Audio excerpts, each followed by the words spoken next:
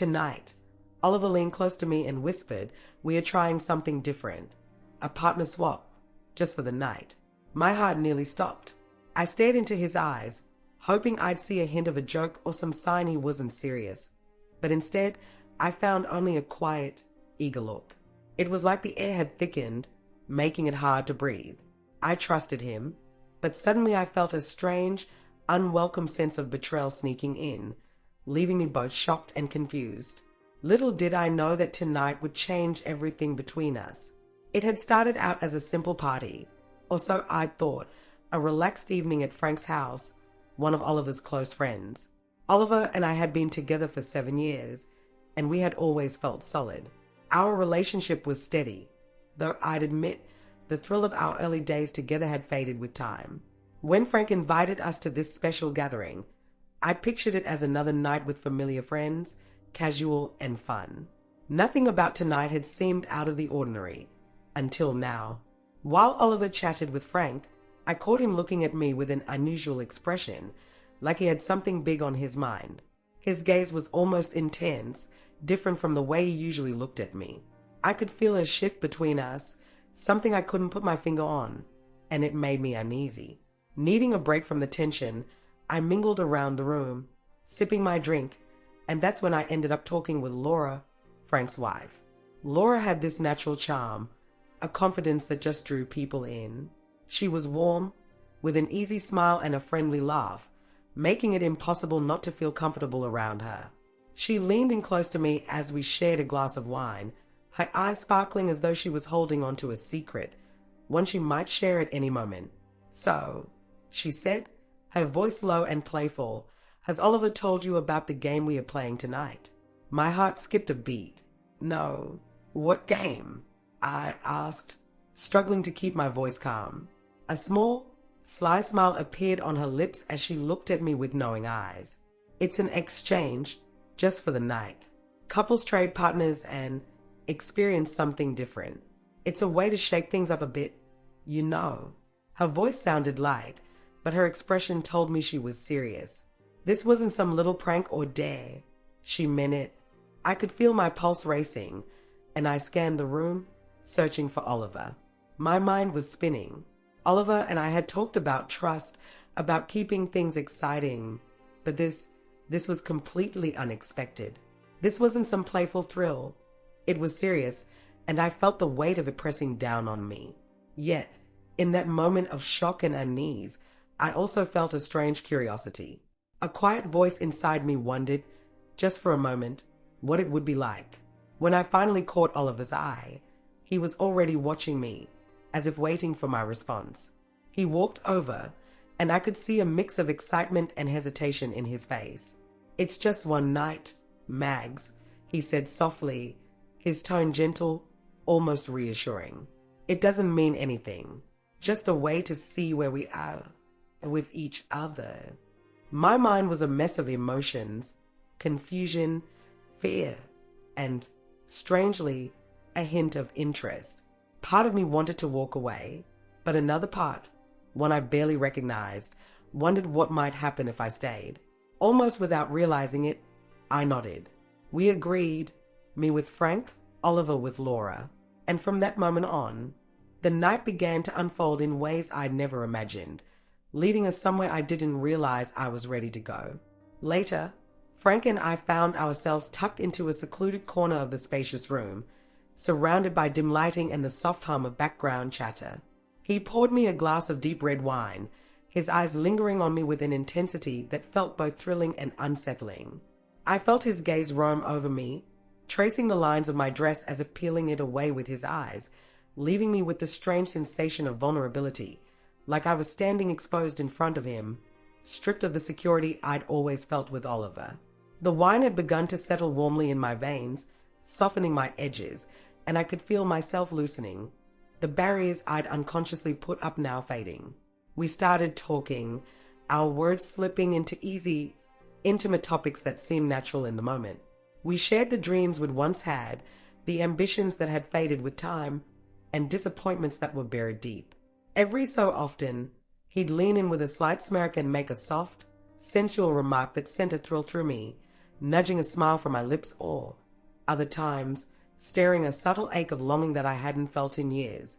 I realized just how much I'd miss feeling this sort of attention, the kind that's wrapped in intrigue and laced with suggestion. Frank's gaze never wavered. It was like he was genuinely listening, hanging on every word I said in a way that made me feel seen and valued, something I hadn't felt in ages. His eyes were warm, intense, pulling me toward him until his hand reached for my waist, guiding me closer with a gentle, deliberate motion. His scent, earthy, slightly musky, with a hint of cologne, filled my senses, and I felt a wave of vulnerability mixed with excitement. I couldn't resist. His touch ignited something dormant within me, a spark that flickered to life as we leaned into each other. Our lips met in a soft, tentative kiss, one filled with both restrained passion and a simmering desire just beneath the surface. It was a kiss that felt new yet familiar, stirring emotions and desires that left me breathless, pulling me into an unexpected tangle of longing and confusion. My arms found their way around his neck as he held me firmly, and before I knew it, he had me gently pinned against the wall. His lips left mine, trailing softly down my neck, pressing into my skin with the heat of restrained passion. Each kiss lingered, moving along my collarbone to my shoulder, leaving traces of fire on my skin that I could feel reverberate through my body.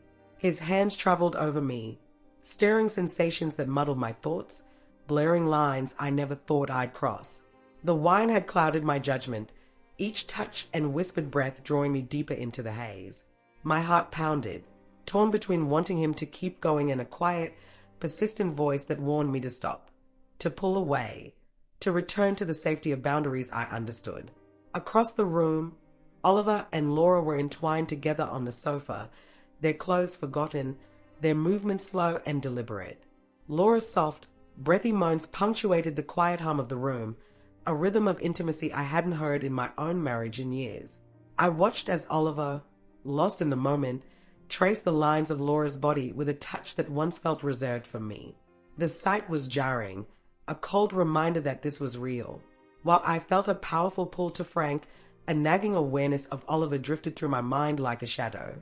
It was a haunting presence that lingered, reminding me of the vows and memories shared, tugging at the edges of the warmth and excitement Frank had awakened within me, casting a chill over the evening and snapping me back to the reality I couldn't ignore. I had to stop Frank's hands as they traced a delicate path along my shoulder, warmth radiating from his touch. Gently, I reached up, capturing his hand in mine, our fingers entwining for a brief moment. The pull to let go wasn't easy. There was a softness in his gaze, a depth I hadn't expected. I took a steadying breath, stepping back to put a respectful distance between us, my heart pounding with a mix of regret and relief. I can't continue, I whispered, my voice barely audible, and though I braced myself for disappointment or frustration, Frank simply offered a gentle smile. There was something almost tender in it, as if he understood my hesitations and accepted them without question. We both fell into a comfortable silence, turning our attention across the room where Oliver and Laura were deeply engaged in their own world. It was as if they'd forgotten anyone else existed, moving together with a seamless intimacy that felt almost practiced, like they'd anticipated this night for years. Laura's laughter floated across the room, a rich, throaty sound that carried an unexpected warmth. She leaned into Oliver, her hand stroking Oliver's rod, her eyes bright with a kind of hunger that seemed unrestrained, almost mesmerizing. Oliver's hand rested at the small of her back, pulling her closer as they shared a private smile, oblivious to our presence. The room felt charged, buzzing with attention that neither Frank nor I dared interrupt. For a moment, I couldn't look away, transfixed by the intensity between them. There was something surreal in watching my husband so fully absorbed in someone else's touch, someone else's laughter. The scene was both intimate and strangely distant, as though they existed in a world separate from ours, a world where this was not only natural but somehow inevitable. When the party finally ended, Oliver and I slipped into the car, and a dense, uncomfortable silence filled the space between us. The glow from the streetlights cast shadows across his face as he gripped the wheel, his eyes focused ahead, the usual warmth in them now replaced with something I couldn't decipher. Every so often, he glanced at me, his expression guarded, as if words were trapped just beneath the surface. I looked out the window, watching the blurred lights of the city drift by, each one reminding me of the choices we'd made tonight. Words swirled in my mind, but each felt too complex, too heavy to speak aloud. My mouth opened once or twice, but nothing came. The tension between us was electric, like the air before a storm, thick and charged, holding an unspoken question I couldn't quite grasp. When we finally got home, Oliver's quiet presence felt like a lead weight. The house, usually a place of comfort, now felt hollow, each familiar room seeming somehow altered. As we slipped into bed, the quiet stretched between us like an invisible wall. His back was turned, and I lay there, staring up at the ceiling, feeling every second tick by like a pulse, amplifying the silence that separated us. I could hear his breathing, steady but with a slight edge, a hesitation, as if he, too, was lying awake, waiting for something to break. Finally, unable to hold it in any longer, I whispered into the darkness, my voice almost swallowed by the quiet. "Do you ever wonder if we are still enough for each other?" The words hung in the air, a fragile offering, vulnerable and raw.